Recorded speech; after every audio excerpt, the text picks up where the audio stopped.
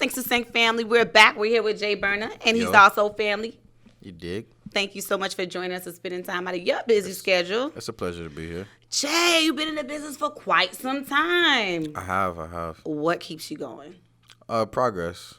Progress is one thing. Like, I like to be productive, and one of my issues is being idle. So I can never be idle. So I always got to make moves. So how has the progression been from how long have you been in the business?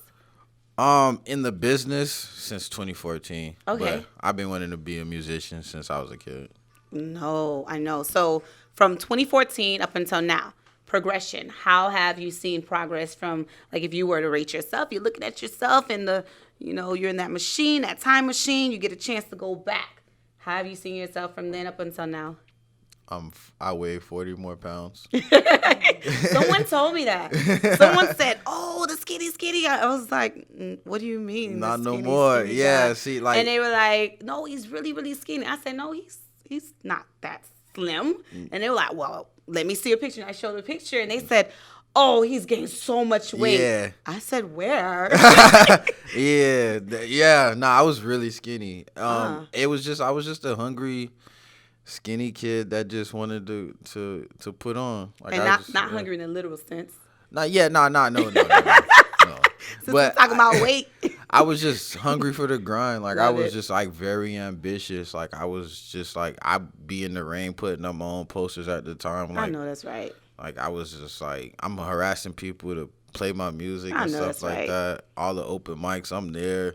So I was just, I was whatever it takes by any means necessary. Love it. Listen, Yeah. I've been watching, don't quote me on the title, but it's on Netflix. It talks about the hip hop history. Right. Right. And then I saw the one episode on, I believe it was Master P. Well, New Orleans. It was about New Orleans. They were talking about bounce music, and it was referencing Master P. And it was comparing Master P and Cash Money and the No Limit Records. And they were saying how they did every single thing on Right. their own. Yeah. And how everyone laughed at them initially because they said, there's no way you're going to go after these big top record labels. You're not going to make it. Man, that's really how it.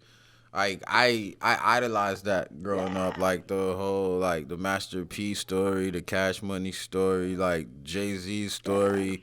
Like, I idolized, like, the self-made dudes. Like, I would see, like, I was a kid and I see the Source magazine and I see Mace and Puff, but I would always gravitate to Puff. Right. So, and I didn't know why. It was just like, because Mace was the cooler one, but Mace is a cool one. I mean, as a kid, because he was dancing and I guess. I don't know, but as a kid, he looked like the cooler one. But Puff, his energy was what I gravitated Yeah, to. So. yeah. So as far as that work ethics, where you get that from? I'm Haitian. 1804. You dig? 1804 to the end. It's just resilience. It's just in me. Like, my parents came over here with nothing, Right. and they built from nothing. So I guess I get it from there. And then you struggling is a motivation. So, like, Definitely. to get out that was definitely, like, priority one. So being Haitian, how is it that you're able to stick down this path and say, okay, let me focus on this and not get that extra job on the side and say, you know what, let me get this 9 to 5. I'm going to be an accountant at the same time because, we're resilient, but we always have to have that backup plan. So, at first I'm not even gonna say I never worked in corporate America before. I did, but it wasn't for me. There was always this issue with authority, or I would try to get a job and people were like, "Yo, you Jay Burna, what you doing here?" It was just like, and those times I wasn't even. I just had like some couple internet presence, and then from there I was just like, "Nah, I'm gonna just make this work for me." And but what's been consistent throughout the time that, like, people have known you? You've always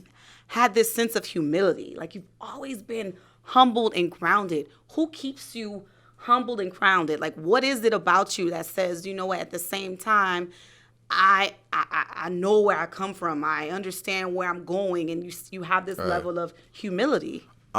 It's just like the space I'm in my career right now it's a lovely space, but there's so much more that I want. And like, I mean, I'm a prayer, I meditate a lot, and it's just like there's so much more to my career that I feel we haven't even reached yet for me to even like come out and be like, you know, with the big head. That's not even my thing. Like, I keep my head down and I keep putting work in. Always.